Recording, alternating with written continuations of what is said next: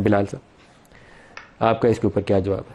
जी बिस्मिल्लाहिर्रहमानिर्रहीम। नदीम साहब बहुत शुक्रिया अपनी शो में दावत देने का। देखिए डिफेंस मिनिस्टर ने मेरे ख्याल से जो ट्वीट किया, क्या है वो ट्वीट? कुछ भी नहीं। नहीं देखिए उसमें उन्होंने यही कहा कि वो क्या notification will be issued in due course of time, हालांकि 27 तारीख को नहीं प्राइम मिनिस्टर साहब भी वापस आ रहे हैं। तो प्राइम मिनिस्टर के तो जाने से पहले का मामला है ये। नहीं मगर देखिए इसमें कहने का मैं बुनियादी बात आपको बताऊं, जो लोग इस नॉन इशू को इशू बना के इसमें से कोई उम्मीद रख रहे हैं, तो मेरे ख्याल से उनके लिए पैगाम ये है कि आपको कुछ हासिल नहीं होगा। लेकिन आपको क्या हासिल होगा? आप ये देखिए एक आइन के तहत, आइन में तरमीम के तहत एक नई पोजीशन बनाई गई। Please be informed that the process has been initiated. जी ख्वाजा आसिफ साहब कह रहे हैं जी 27 तारीख को वो office chairman joint chief of staff committee का खत्म हो गया और उसी दिन से इनको अपने CDF का चार्ज लेना था। आपने नोटिफिकेशन नहीं देखिए, और वो हो जाएगा ना जी। एक चीफ ऑफ आर्मी स्टाफ का एग्जिस्टिंग जो उनकी टर्म है वो तो चल रही है, और उसके बाद इट इज अ केस कि एक आइन के तहत एक नया ऑफिस क्रिएट किया गया है। नवंबर को दोबारा गजट नोटिफिकेशन किया क्योंकि इसके ऊपर डिवाइडेड ओपिनियन नहीं, वो डिवाइडेड ओपिनियन वाले तो जी देखिए अगेन बात उस उम्मीद पे आ जाती है।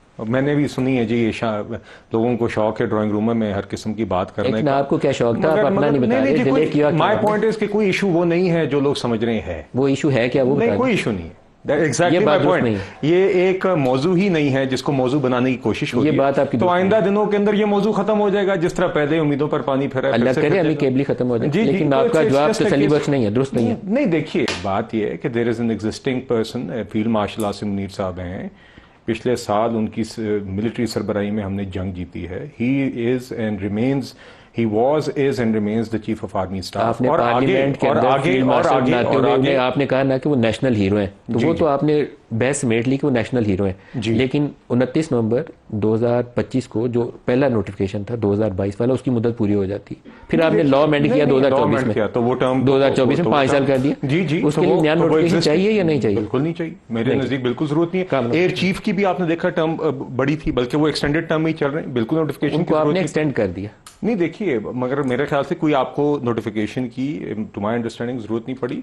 अगेन मेरा ख्याल है जी लोग इन चीजों में अगर कोई खबर ढूंढ रहे हैं या उम्मीद ढूंढ रहे हैं तो उनको मायूसी होगी। मुझे तो ये ज्यादा फिक्र है कि आप जिस उम्मीद पे बैठे हैं आपको मायूसी ना हो। नहीं बात ये जी कि आपकी फिक्र ज्यादा है मुझे। नहीं आप चलें, आप फिक्र करें, मुझे नहीं, आप कर लीजिए। चलें, आप एंजॉय करिए। कामरान मुर्तजा साहब, बात ये नदीम साहब कि एक, and I want to repeat this is very important on this topic, कि एक प्रोसेस शुरू है जी इंशाल्लाह आइंदा दिनों में। बिल्कुल चीफ ऑफ डिफेंस फोर्सेस का बड़ी सोच समझ के पार्लियामान ने फैसला किया कि ऑफिस बनाना है।